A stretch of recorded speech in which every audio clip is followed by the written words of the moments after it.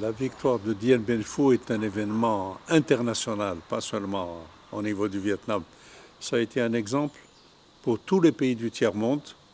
Et pourquoi? Parce que ça a été tout simplement le résultat de très longues années de travail, de réflexion et de prise de décision par le président Ho Chi Minh.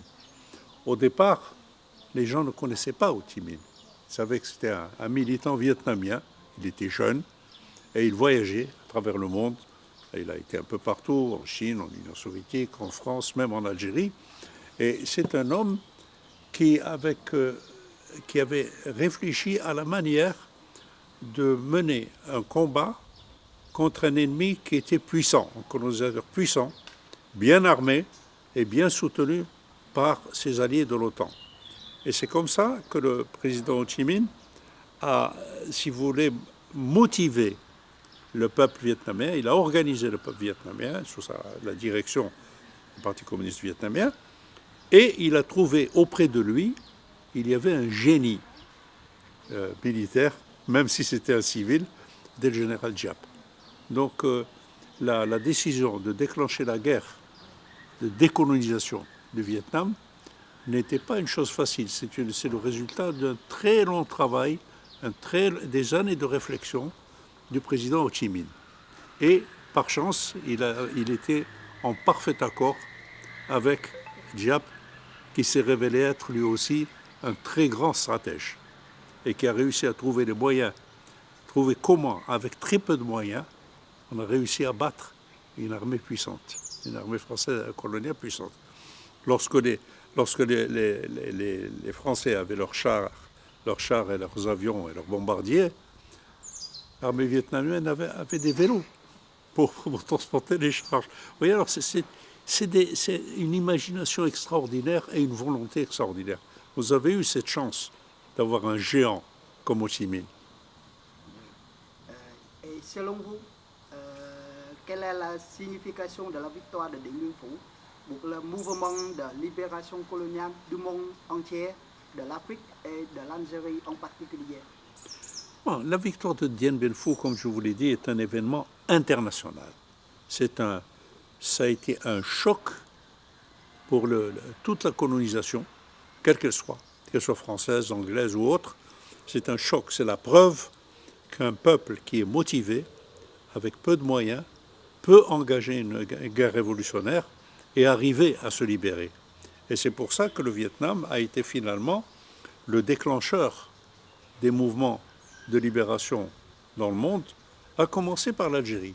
Parce que l'Algérie avait déjà des liens personnels avec Ho Chi Minh sur le plan politique. Ho Chi Minh, dans les années 1920, il avait déjà rencontré des leaders algériens. Il y avait déjà cette communication. Donc lorsqu'il y a eu le déclenchement de la lutte du Vietnam contre la colonisation française, nous étions déjà, psychologiquement, nous étions déjà armés. Et évidemment, le fait que le général Giap a été d'une intelligence incroyable, avec une stratégie extraordinaire qui lui a permis d'écraser l'armée coloniale, pour nous, ça a été non seulement un exemple, ça a été également un encouragement. Et nous avons bénéficié un peu de certains éléments de la stratégie vietnamienne. Il y avait peut-être une différence, c'est que le Vietnam, avec l'éloignement et avec des pays voisins qui soutenaient également, comme la Chine ou l'Union soviétique, nous étions très proches de la France. Donc notre but à nous disions, nous saluons la victoire de Dien Bien Phu. C'est également notre victoire. Mais nous ne pouvons pas avoir un Dien Bien Phu en Algérie. Donc notre but, ce n'était pas d'écraser l'armée française, on ne pouvait pas. C'était une guerre asymétrique. Mais nous allions, l'armée nationale, l'armée de libération nationale, allait mettre une pression telle sur la France qu'on obligerait la France à venir négocier avec nous. Et qu'on détruisait le mythe de l'Algérie française. Que la France était obligée, parce que, avec notre expérience du combat, nous avons fini par amener la France à un état de ruine économique et même d'échecs diplomatiques. Et De Gaulle, qui donc était, ce n'est pas parce qu'il aimait l'Algérie, c'est parce que c'était un nationaliste français. Il voyait que la France, à cause de la guerre d'Algérie, la France était en état de faillite totale. Et c'est pour ça qu'il a été obligé d'accepter de discuter avec nous sur un pied d'égalité. Et là, toute cette tactique que nous avons élaborée avec l'armée de libération nationale, c'était d'abord de dire il y a eu le Dien Bien Phu, qui est très important parce que c'est la preuve qu'un pays, qu'un peuple qui n'a que son courage et son intelligence peut battre une grande armée occidentale. Et il y a eu d'un autre côté le réalisme qui dit que nous allons mener, comme le Vietnam, nous allons mener une lutte de libération, mais l'objectif, tactiquement, était un peu différent. Parce que nous étions encerclés par des pays sous des manières coloniales, et nous avions la France juste en face de nous. Donc il fallait trouver une autre solution. Mais il reste que les deux révolutions sont devenues comment dirais-je, des exemples majeurs, notamment pour les mouvements de libération en Afrique. Et après l'indépendance, évidemment, l'Algérie a mis tous ses moyens pour aider les peuples africains à se libérer eux aussi. Donc, si vous voulez, le travail qui a été fait par le président Ho Chi Minh et par le général Diap, ça a été le pivot de la lutte des peuples, finalement, pour l'indépendance.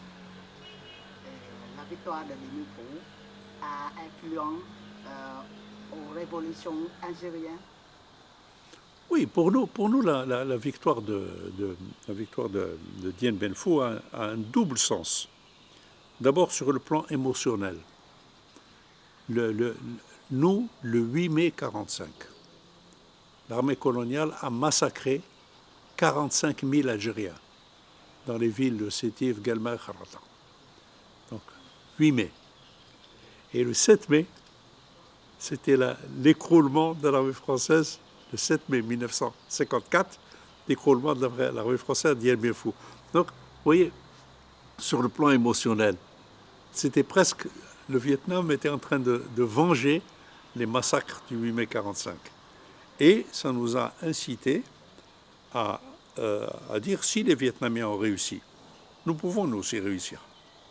Et tout de suite, la même année, en novembre 1954, nous avons déclenché la lutte de libération.